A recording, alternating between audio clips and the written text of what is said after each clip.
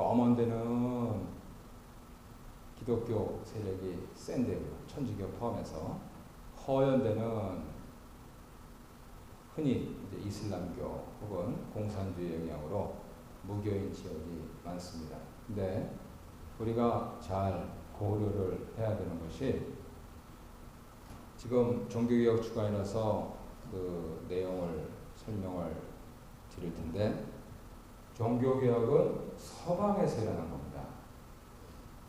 서방이라고 하는 것은 우리 2017년도 또 순례여행 가시면은 아시겠지만 저쪽 우리가 가고 싶어하는 거기잖아요. 근데 그거 말고 동방에 있어요. 동방에는 러시아 정교, 우크라이나 정교, 그리스 정교, 크로아티아 정교, 그리고 까만 사람들, 오늘날의 이디오피아, 대단한 성지순례지입니다. 이스라엘만 성지순례가 하시는데요, 이디오피아를 가시면요, 아직도 수도사들이 자기 가족들하고 예배당이 있는 산 꼭대기까지 인도하려고 그분들이 같이 가야만 들어가는데 산 아래에서 평생을 삽니다. 근데 한 사람밖에 못 올라가요. 아주 은혜가 됩니다. 그래서 학자들은 솔로몬 왕을 찾아왔던 스바 여왕의 후손들이 믿은 거다 이렇게 하는데, 감사하게도 미시사가에도 koptic 교회가 있죠. 어디 있습니까? 네, 에글린턴에 있죠. 한번 꼭 좀 가보세요. 가까이 두고도 왜 안 가십니까? 크로아티아 정교회는 어디 있습니까? 단풍 관광 가시면 벨파운드 가는 게 있어요. 네? 단풍 관광만 가지 마시고 가다가 좀 들르셔요. 우크라이나 정교회는 어디 있습니까? 한국 식품 가시면 코스라에 있어요. 여기가 바로 세계입니다. 여기가 다 있어요. 러시아 정교회는 아직 못 찾았어요. 미사가에서. 발견하시는 분은 좀 말씀 좀 해주세요. 내년도 종교개혁 주 설교에 좀 참조하겠습니다. 그래서 여기는 우리가 잘 몰라요. 그러니까 관광 가는 길에 꼭 가보시고 뭐 체크를 해보시고, 지금부터 말씀드리려는 것은 요 서방 반쪽 그것하고만 관계가 있는 거다 알아두시면 되겠습니다. 한국의 종교 지도인데요,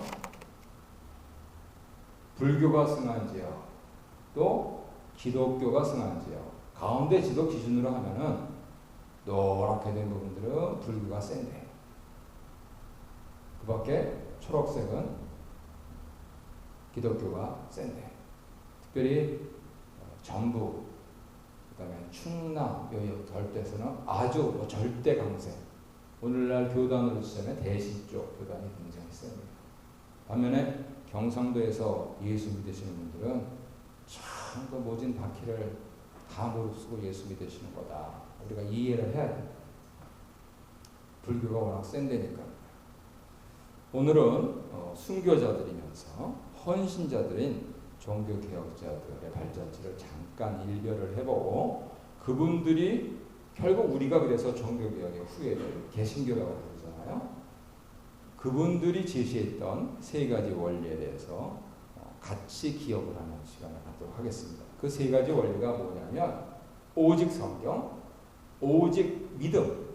근데 믿음도 워낙 로마 카톨릭, 서방 카톨릭이 세가지고 자꾸만 행위를 하려고, 공로를 쌓으려고 그렇게 하기 때문에 어떻게 더 강화를 했냐면, 오직 은혜로 말미암는 믿음, 하나님이 내려주셔야만 믿는 믿음, 그 믿음이다 하고 데피니션을 아주 강하게 했습니다. 그리고 모든 신자들은 제사장들이다 하는 부분들이 강조가 되고 있어요. 세 가지 다시 말씀드리겠습니다. 서방의 종교의 개혁을 한 것이 종교개혁인데, 특별히 오늘은 이 종교에서 교자, 이 가르칠 교자죠. 그 다음에 개혁에서 혁자, 고칠 개와 새롭게 한다 하는 뜻을 갖고 있습니다. 새롭게 한다. 그래서 과연 무엇을 우리가 새롭게 할 것인가 하는 부분들에 대해서 진지하게 고민을 하는 것이 종교개혁의 후예들이 할 일이다 말씀드리겠습니다. 이거는 적자가 들어가서 있는데 시간 관계상 할 수 없고, 개혁이 나오게 된 배경은 구교, 서방 기독교, 로만 캐톨릭에서 사제들만 읽을 수 있는 불가타판 라틴어 성경, 그것만 갖고 있었어요. 그러니까 문맹률이 90%를 넘는 그 시대에 교회를 100% 다니는데 사제들을 제외하고는 성경을 읽을 수가 없었어요.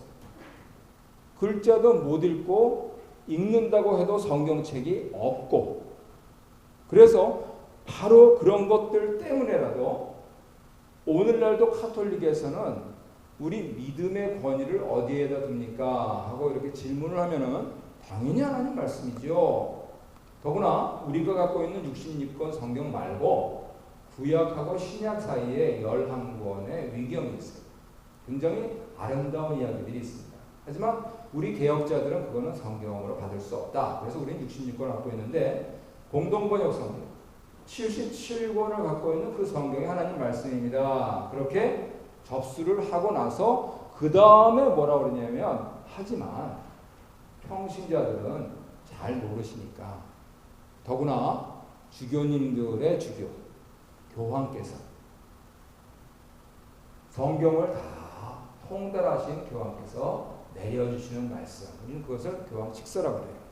그것이 벌써 2000년이 내려왔으니까 그 전통도 역시 믿음의 권위를 갖고 있다. 이렇게 오늘날도 말씀을 하십니다. 거기에 대해서 아니 평신자들이 성경을 모르는데 성경에 권위가 있다고 하는 말 자체가 모순이잖아요. 그래서 성경을 누구나 볼 수 있다. 왜? 그래. 부교에서 얘기하듯이 성경이 유일한 권위니까 모든 사람들이 성경을 읽을 수 있으면 가톨릭의 전통은 있을 필요가 없으니까. 그래서 바로 종교개혁자들은 오직 성경, 솔라 스크립투라 이렇게 말씀을 했던 것입니다. 화살표 보이시죠? 우리 프란치스코 교황께서 센세이션을 일으키면서 요즘 행보를 하시는데, 제 친구 목사님 중에서 신부님 친구인 분이 있어요. 근데 그 신부님 친구분이 아주 일가를 하셨답니다. 저 주교들 저거 싹 갈아버려야 된다. 왜냐하면 프란치스코 교황께서 인류의 쪽으로 나아가서는, 저는 그렇게 믿고 싶어요, 복음의 마음으로 세상에 있는 모든 사람들에게 그렇게 평화의 사도로서 행보를 하시는데 교회는 꼼짝안.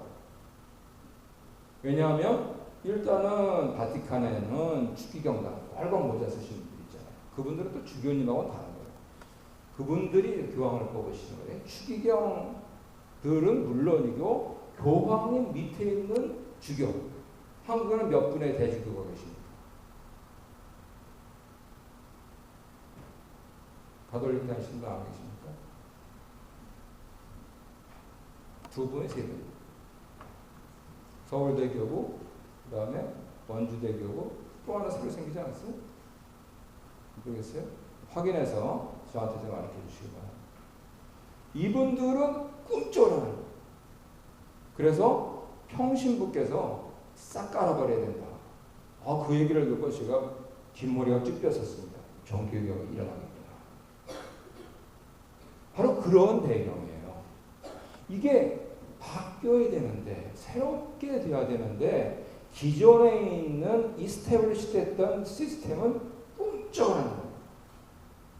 그래서 그 원리, 그 본류, 그 루트를 찾아간 것이 바로 거의 500년 전에 종교개혁이었습니다.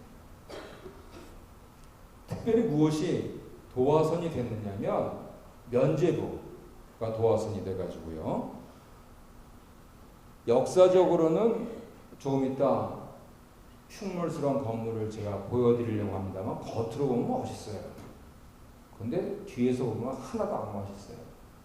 로마에 있는 성 베드로 성당 그거를 지으려고 면죄부를 받았는데 면죄부는 돌아가신 자신의 조상께서 행실이 방정치 못하여서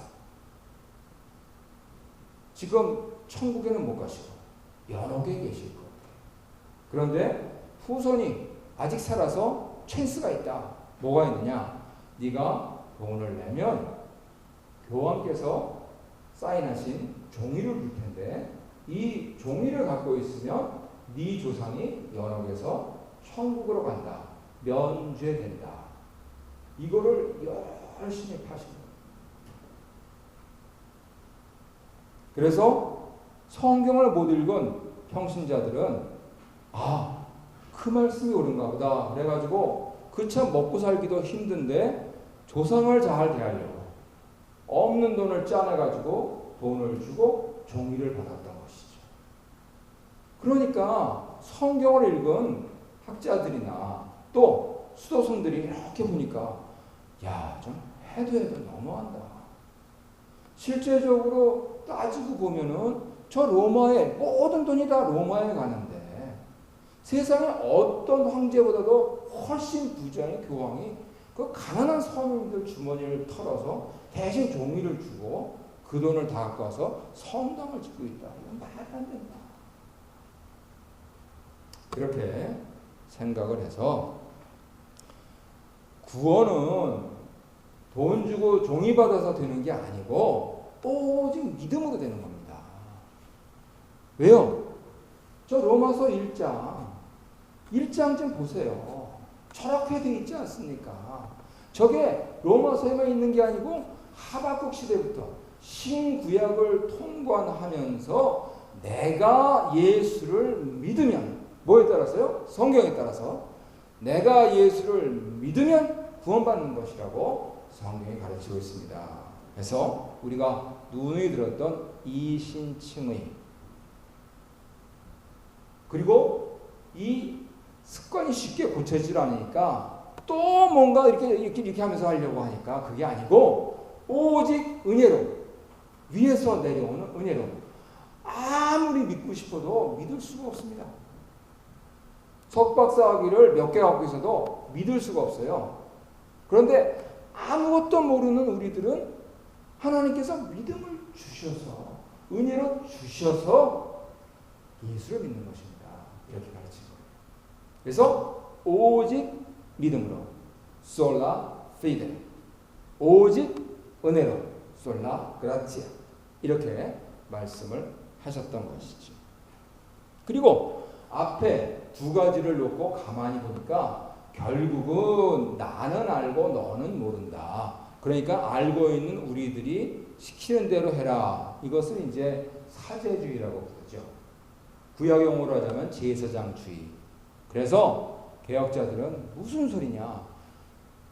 평신자들이 손에 성경만 있다면 지금 100%인 이러한 모든 사람들이 성경 말씀에 따라서 믿기만 한다면 베드로서에서도 얘기했고 아니 창조에 계획된 그대로 모든 신자들은 제사장들이다. 이것을 가르친 것이죠.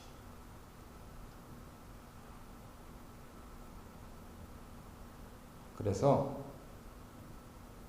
종교개혁이 우리가 언제 일어나느냐 기점을 잡기가 매우 어려운데 역사적인 사건이 1517년 10월 31일 날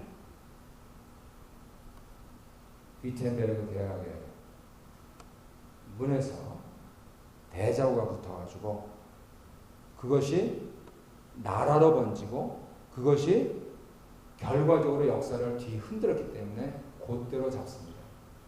하지만 그 전에도 여러 많은 피를 흘리는 그러한 시도들이 있었어요. 그건 나중에 말씀드리고 그렇게 해서 종교개혁이 일어나니까 카톨릭 교회는 이게 큰일 났다. 그래서 카운터 레포메이션 반 종교개혁, 반동 종교개혁을 했습니다. 확실히 이 시스템이 있는 게 무섭습니다. 그래서 나온 카톨릭의 한 파가 예수회예요. 한국에는 예수회가 세운 아주 좋은 대학교가 있죠. 어느 대학교입니까? 한국의 서강대 총장님은 예수회 신부님들이 많이 하셔요. 그래서 그런 맥락에서 세계인들이 존경하는 요한 바오로 2세 또 프란치스코 교황 같은 분들이 나올 수가 있는 거예요. 근데 또 워낙 공고한 시스템이 있기 때문에 뭐 개인이 그것을 뭐 어떻게 한다, 그거는 불가능해 보이죠. 그래서 종합적으로 말씀드리자면 종교개혁의 후회이기 때문 이전에 종교개혁을 할 수밖에 없었던 그 상황이 오늘날에도 바뀌어지지 않거나 혹은 역으로 되돌아가고 있는 모습을 봤을 때 종교개혁 정신은 여전히 유효하고 우리가 어떻게 종교개혁을 계승할 것이냐 하는 것이 교회의 화두가 되어야 된다, 이렇게 말씀드리겠습니다. 그래서 우리가 정신을 바짝 차려야 됩니다. 개신교가 은근히 사제주의로 가는 것 같아요. 우리는 개신교인데 은근히 사제주의로 가요. 그리고요, 개신교인들이 성경을 안 봐요. 요즘은요, 부흥회 하면은요, 큰 교회는 많이 나오면 70% 자기 교회. 그래도 우리 교회는 조금이니까 아유 그래도 나와요. 그러면서 해가지고 우리 교회는 그래도 80%는 나와요. 그런데 자기 교회에서 성경을 가지고 부흥회를 해도 성경 공부를 해도 요즘 교회들이 성경을 안 봐요. 그러니 하나님 말씀을 모르니 이게 참 어려움에 직면하게 되는 것이죠. 차라리 그러느니 지금 사진에서 보실 이런 시스템을 갖고 있는 게 나을지도 모릅니다. 이걸 본받자 하는 건 아니고 역사의 유물이다 하는 차원에서 몇 그림을 보여드릴게요. 저게 저 유명한 성 베드로 성당의 뒷모습입니다. 이 뒷모습을 관리를 잘해야 돼요. 특별히 우리 여성들 연세가 들어가실수록 뒷모습 관리를 잘 하셔야 됩니다. 앞에는 그냥 멀쩡하게 생겨가지고 거기 교황님 또 이렇게 발코니에 서시면 뭐 몇만 명이 환호하죠. 근데 뒤는 잘해요. 정말 본받고 싶은 게 그 앞으로 들어가서 입구에 있는 베드로 좌상인데요. 저 오른발을 좀 보세요. 저게요, 500년을 내려오면서 신자들이 키스를 해서 저 대리석이 저렇게 닿은 겁니다. 사람 피부가 한 번 그것도 그냥 야 문지르는 게 아니고 한 번에서 저 대리석이 되어요. 저거는 신앙심입니다. 저게 무서운 거예요. 대리석이 다를 정도로 뽀뽀해 본 적 있으십니까? 우리 개신교인들이 이거 정신 바짝 차려야 됩니다.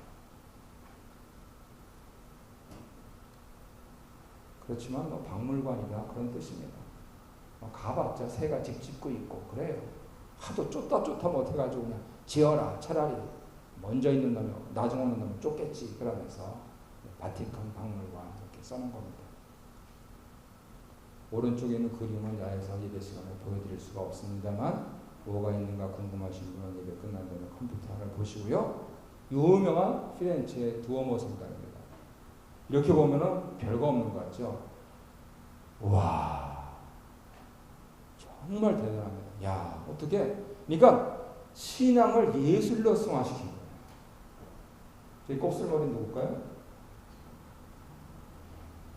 밀라노의 두오모 성당입니다. 두오모라고 하는 뜻은 뭐냐? 신의 집이라는 뜻이에요. 제1성당이라는 뜻으로. 근데 한국 사람들 좀 왜 그러냐? 요번에 6월 달에 30살, 40살 먹은 남자들이 그 드론이라고 아시죠? 요새 남자 어른들이 좋아하는 거. 이렇게 프로펠러 돌아가지고. 저기 제일 꼭대기에 갖다 부딪혀가지고 입건됐어요. 아니, 거기까지 가가지고 그걸 왜 날려요? 더구나 관광공사에서 간 직원이래. 참 답답한 사람들. 그래가지고 유물이 파손됐어요. 600년 진 거예요, 저거. 근데 대단하죠. 저게 탑이 몇 개인 줄 아십니까? 나중에 하나하나 세보세요. 다음 못 세십니다. 야, 대단한 신앙이에요. 그런데 허우대는 멀쩡한데 속이 썩어갑니다. 그래서 잘 아시는 프란치스코 성인이 결혼해서 살고 있는 교황한테 가서 제발 좀 교회 좀 제대로 좀 생겨달라고 애원하는 그런 조각상입니다. 잘 아시듯이 프란치스코의 연인이 있었죠. 클라라 성인이죠. 두 분은 돌아가 있어도 저렇게 같이 계세요. 아름다운 사랑이죠.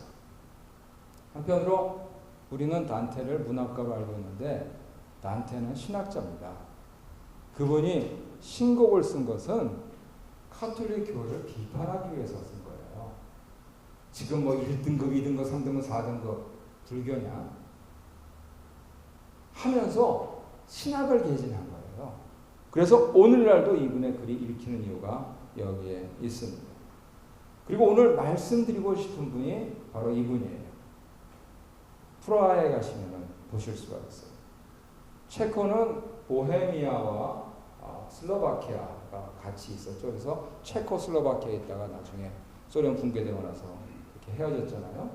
오늘날 프라하에 가면 있는데 이분이 올해가 딱 화형당한 지 600년 된 해입니다. 그래서 한국에서는 신학생들이 굉장히 이번 주간에 많은 행사를 하고 있습니다. 야한후스 순교 600주년, 종교개혁은 내후년이 500이고요. 그러니까 벌써 100년 넘어 전에 바른 소리 하시다가 신학 교수셨거든요.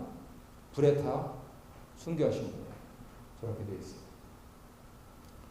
올 봄에 또 비교적 사는 사람이 아닌 이상은 제가 누구를 많이 강편에 속하는데 학생 때부터 갔으니까요. 처음 봤어요. 딱 모양이 루터 모양이에요. 근데 확인을 못했어요. 근데 16세기, 17세기 주화입니다. 그래서 지금 진위를 좀 어떻게 해달라고 저 설명을 찾아낼 때 없더라고요. 그래서 루브르도 정확히 누구 건지 모르는데 바로 캐리커처는 루터 모양이에요. 이것은 나치가 집권하던 해에 기념주화로 루터 탄신 450주년으로 만든 기념주화입니다. 이것도. 그래서 이분이 위텐베르그에 지금부터 498년 전에 95개에 달하는 반박문을, 면죄부를 파는 것에 대한 반박문을 게시하셔서 종교개혁에 불길이 올랐다. 이렇게 말씀을 하시고 있는 것입니다. 그 대자보는 제목이 면죄부의 능력과 효용성에 관한 토론입니다. 모두 95개 조항으로 되어 있는데 1조부터 4조는 속죄에 대한 규정, 5조부터 7조는 교황이 사제권을 갖고 있는데 그거는 한계가 있다. 8조부터 29조는 교회법이 부과한 속죄, 그 부분들은 구원하고 상관없다. 30조부터 40조는 면죄와 참회, 그리고 사죄 문제를 신학적으로 다뤄서 좀 읽기가 어렵습니다. 41조부터 52조는 실제적으로 그래서 면죄부를 구입하고 면죄를 시행하는 것을 남용한다. 근데 오늘날에도 이 부분들 남용되고 있다고 저는 생각을 해요. 대표적으로 우리 천주교에서 고해성사를 하잖아요. 성사라고 부르잖아요. 그런데 고해는 하나님께 기도를 드리는 것인데 이렇게 사제가 면죄해 줄 수 있는 영역이 아니라고 그렇게 신학적으로 벌써 그렇게 몇백 년 전에 됐는데도 여전히 계속되고 있는 것이죠. 그리고 53조부터 91조까지는 이제 면죄부가 어떻게 남용되고 있고 그 면죄부를 팔려고 돈을 받고 종이를 주는 그 말도 안 되는 소리 하고 있다 하면서 장황하게 말씀을 하십니다. 중요한 것이 92조부터 95조. 아직도 현대인들에게 이 부분들이 중요하다고 생각되는데요. 루터의 신학을 십자가 신학이라고 해요. 그런데 십자가 신학에 입각해서 그리스도인들의 삶이 무엇인가 하는 것을 마지막으로 붙여놓고 공개 토론하자 했던 겁니다. 이렇게까지 일이 커질 줄은 모르셨던 거예요, 사실은. 본인이 법학 박사 학위도 있으시고 또 수도사기도 하고 하면서 그래서 성경을 아니까 아니 교회가 성경대로 가르쳐야 될 교회가 이게 무슨 난리냐 그러면서 공개 토론을 제안했던 것인데 아주 일이 엉뚱하게 엄청나게 발전해 갔던 것이죠.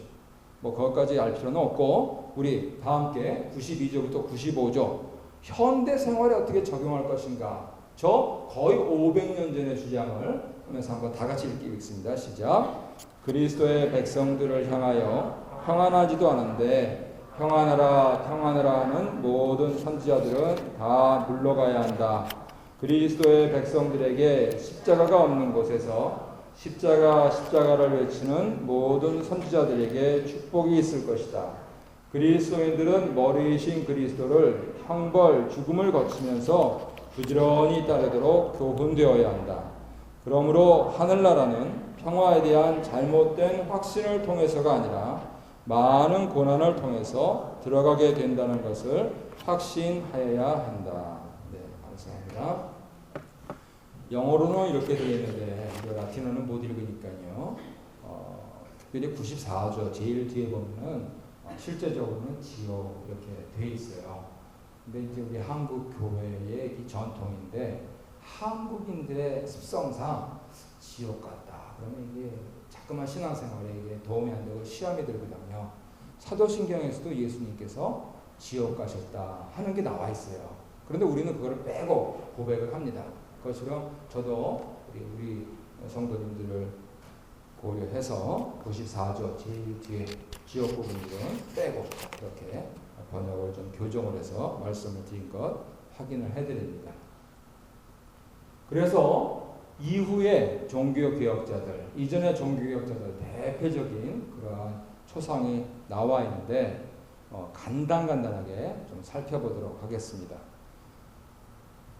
왼쪽 오른 위에부터 보시면 위클리프라고 하는 분은 성직자들이 너무 도덕적으로 낮은 수준에 있는 부분들을 강하게 비판하셨고 이분의 후예들이 무슨 일을 하셨냐면 이 후배들이 그렇기 때문에 성경을 알아야 된다 해서 성경 번역을 하셨어요.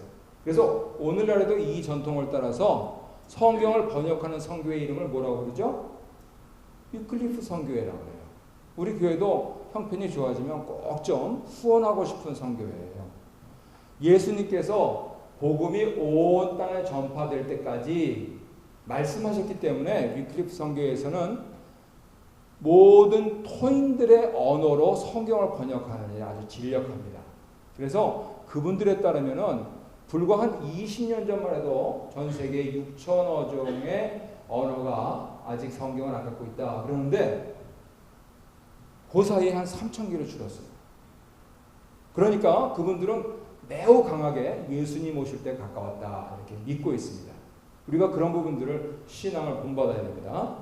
오른쪽 위에 있는 분, 아까 사진 본 분이죠. 후스. 이분이 위클리프의 영향을 강하게 받았는데 결국은 화형을 당해가지고요. 나중에 체코를 여행하실 때 보시면은 주로 유적지가 뭐냐면 이 후스 전쟁 때 정부군하고 후스파들이 어떻게 격전을 치렀고 그것이 성에 어디에 유물로 남아있고 하는 그런 구경들을 하셔요. 그러니까 아예 나라가 분열되는 일까지 일어날 정도로 강한 영향력을 미쳤던 분이고 이분 역시 오직 성경으로 하는 그것으로 주창한 것이죠. 왼쪽 아래 보시면 마틴 루터 위대한 분인데 무엇보다도 가장 위대한 일은 95개의 조 반박문을 붙였다 하는 것이죠. 역사적인 사건입니다.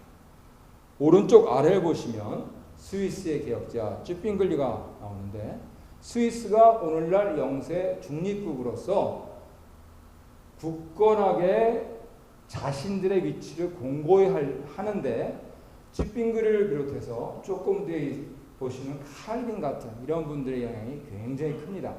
그래서 아예 처음부터 면죄부는 무슨 면죄부냐 아주 강하게 반발하시면서 개혁의 기치를 드셨고 그렇기 때문에 베른이라든가 제네바라든가 이런 도시들을 중심으로 하면서 자치 도시 국가들에서 개혁자들을 대거 받아들였습니다. 그러니까 벌써 몇백 년 전에 가장 개혁적인 나라다 그러면 스위스를 들 수가 있는 것이죠.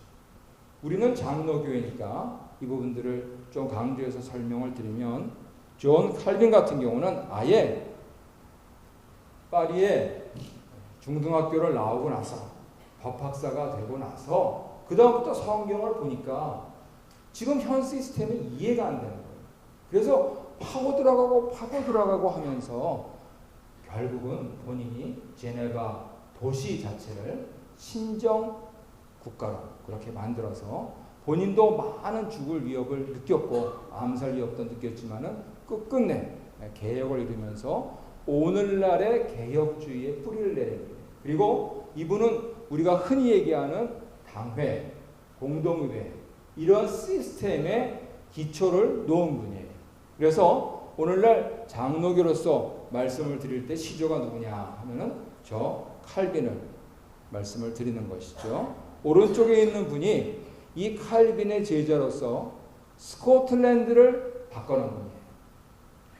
그래서 미시사가나 토론토나 옥빌에 가시면은 낙스 철치가 많죠. 그죠? 그리고 우리 교단 신학교도 낙스 교회인, 낙스 신학교인 이유가 바로 여기에 있어요. 이분도 아주 강하게 그렇게 메리 여왕과 전쟁을 벌이면서까지 개혁교회를 놓으려고 한 일생을 불사르신 그러한 분이지요. 이렇듯이 종교개혁이 일어나서 오늘날은 결과적으로 이렇게 정리해서 말씀드릴 수가 있어요. 당시에 미미했던 국가라든가 시민 또 상업에 대한 생각 그리고 과학적인 그러한 연구들 이것이 시작이 됐어요. 우리는 제대로 가르쳐야 되지 해서 시작을 했는데 다른 사람들은 어떻게 영향을 받았냐? 정치, 경제, 사회, 문화 모든 데 영향을 미쳤어요. 오늘날 과학이 어디서 나왔느냐? 여기에 뿌리가 있다는 거예요. 새로운 사고, 다시 생각해보자. 다르게 생각해보자. 하는 게 여기에 있다는 거예요. 이게 무서운 사실입니다.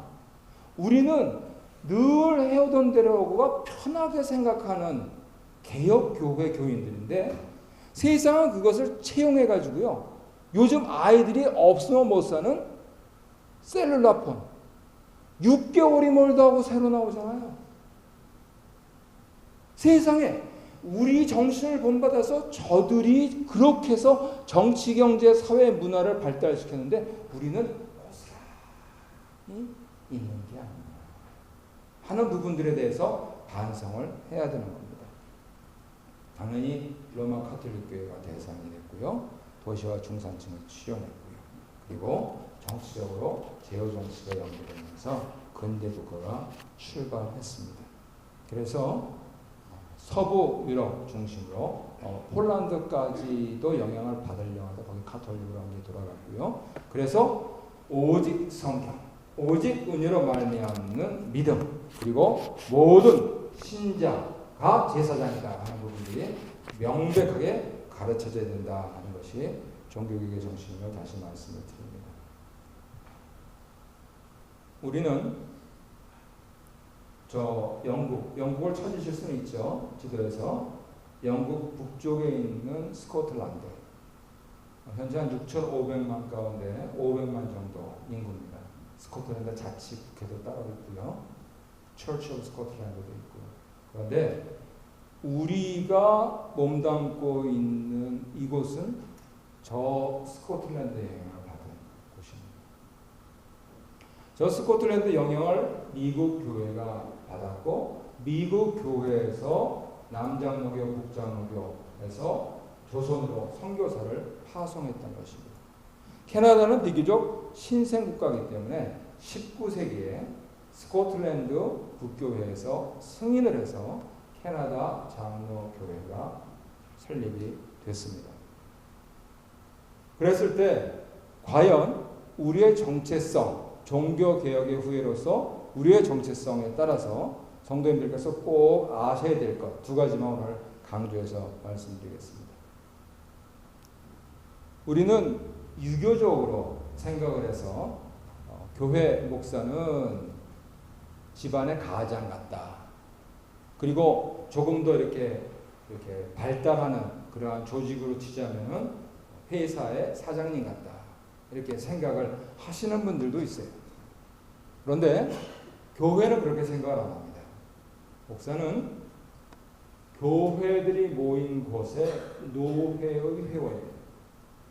그래서 저도 그 많은 공부를 했으면서도 또 2년을 투자해가지고 편입을 해서 낙수를 다녔던 거고요.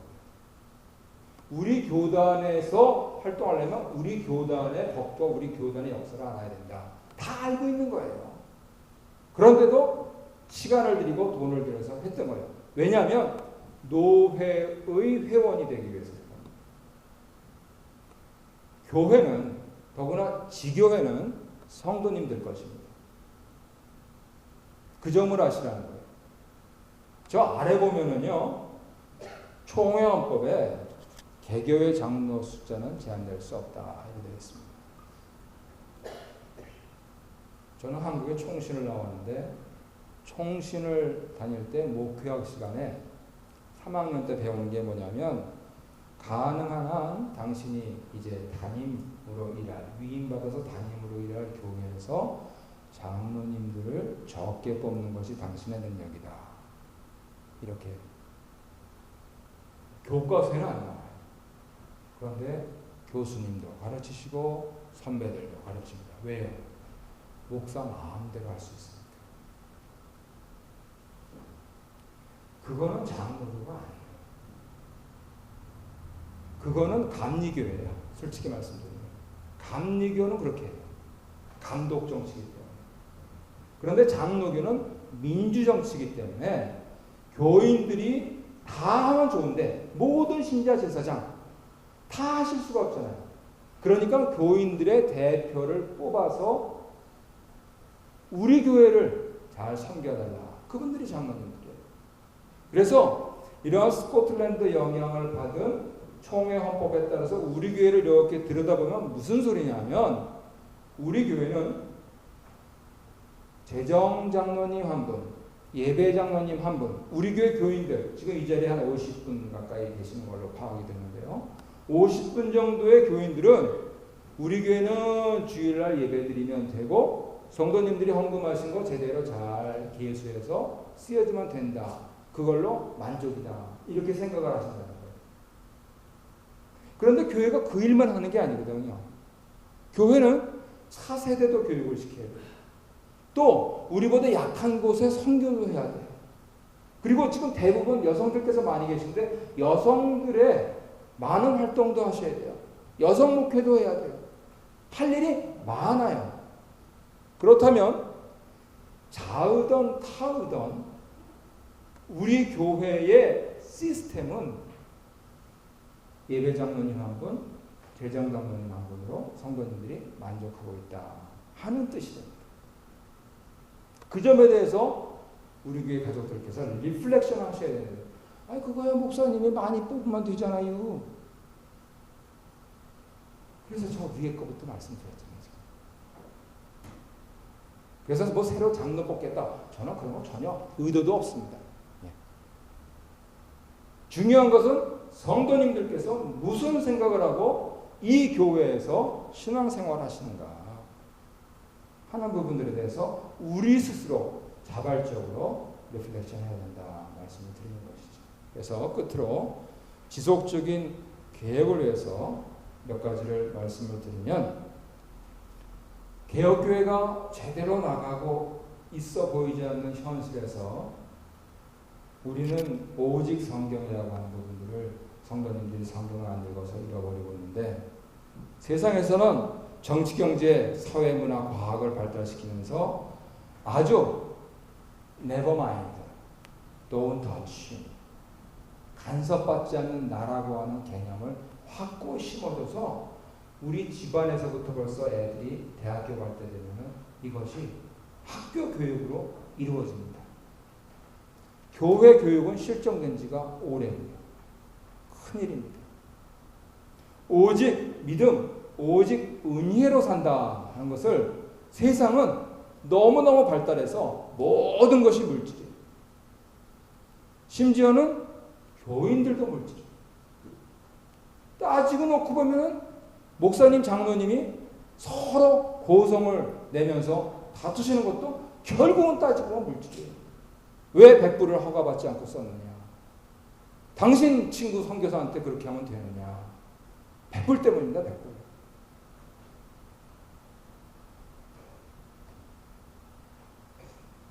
우리는 믿음으로. 그래서 목사님들은 그것도 못 믿는. 그래서 어떻게 장로님을 하시냐? 인격을 모독하는 거죠. 대판 싸움이 납니다. 단 백불 때문에. 그 수십 년을 서로 사랑한다고 매주일마다 고백했던 사람. 갈팡질팡하는 모습이죠. 나아가서는 세상에서는요, 회사원도 프로 정신을 갖습니다. 그런데 우리는 지교회에서 대부분의 사람들이 소비자예요. 많은 사람들이 방문자입니다.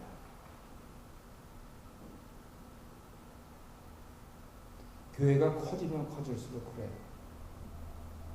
그래서 요즘에는 내년도에 가서 이제 좀 목회학하는 교수들한테 물어봐야 되겠는데, 저 때는 큰 교회에서는 10,000명이 있으면 1,000명만 일하면 돌아간다고 했어요.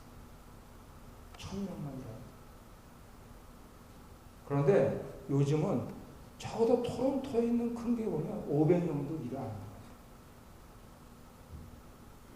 다 소비자예요. 다 소문 같아요. 제사장은 고사. 그래서 우리가 이 세상이 프로 정신을 갖고 있듯이 성도의식을 가져야 되는 거 아니냐. 하나님께서 내 인생을 책임지시는 성도가 아니냐. 그러니까 나의 모든 관심, 적어도 예배당에 와서는, 하나님께 예배하는 이 예배당에서는, 여기가 하나님의 교회라면은, 종교개혁자들이 피 흘려서 세운 그러한 교회라면은 신앙 문제를 얘기해야 될 거 아니냐. 인터넷 얘기하지 말고, 내 자녀 얘기하지 말고, 동문회 나가서 얼마나 하실 수 있어요? 친구들끼리 만나서 맥주 마시면서 포도주 마시면서 얼마나 하실 수 있어요? 근데 주일날 단 2시간 나와 있는 그 시간에도 왜 이 교회는 성경 얘기만 하느냐고 하는 얘기는 말도 안 되지 않느냐 그거 아닙니까? 말이 안 되잖아요. 하나님의 교회에서 저도 이해는 합니다. 재밌어야죠. 그거는 뭐 목사 장로들 책임이고요. 재밌게 못 해드린 거. 오늘 설교도 이렇게 길게 재미없게 알 필요도 없는 거 말씀드리는 거 죄송하고요. 하지만 결국 한 가지는 여러분에게 과연 교회가 있느냐. 종교개혁자들이 목숨을 바쳤고 그들의 인생을 바쳤던 그러한 교회가 여러분의 마음속에 있느냐. 이 교회 아니면 딴 데 가면 되지. 영원히 내 교회는 없습니다. 제 마음속에 저로 하여금 캐나다에 오게 했던 교회가 있고, 저로 하여금 총신을 가게 했던 교회가 있고, 저로 하여금 예수를 고백하게 한 교회가 있고, 저로 하여금 물속에 깊이 30초 빠져서 내 죄가 정말 크구나 중학생 때 회개하게 했던 그러한 교회가 있습니다. 여러분에게는 그런 교회가 있습니까? 오늘날 모든 성도님들이 다시 생각해 보셔야 돼요. 남들은 어찌한다 할지라도 우리는 잘 믿자고요. 우리는 뭐 여기서 뭐 50명에서 또 30명 되면 어때요? 나는 진짜 치열하게 살았다. 내가 지금 죽더라도 난 후회 안 한다 하는 그 신앙을 가져야 될 거 아니냐 겁니다. 그래서 저 오스트리아 산정에 있는 교회처럼 예수님께서 삼위의 교회를 말씀하셨죠. 어느 때는 고고하게, 어느 때는 외롭게. 과연 내 교회가 있는가? 나 떠나면은 뭐 그 사람 갔어? 이걸로 끝날 건지, 그분이 안 계시니까 정말 일이 안 돼요. 왜 하나님 우리에게 이런 시련을 주시는 겁니까? 하고 말할 사람이 될지, 그것은 바로 지금 여기서 내 선택에 달려있다고 봅니다. 아무쪼록 내 교회를 가지시고 남은 생에 기쁘게 사시는 주의 백성들 되시기를 바랍니다. 자리에서 일어나셔서 가슴에 손을 얹고 기도하겠습니다. 앞서가신 주님만 사랑한 개혁자들의 발자취를 따라서 몸된 교회에서 성도답게 사는 우리가 되게 하옵소서. 한 1분 정도만 기도드리겠습니다.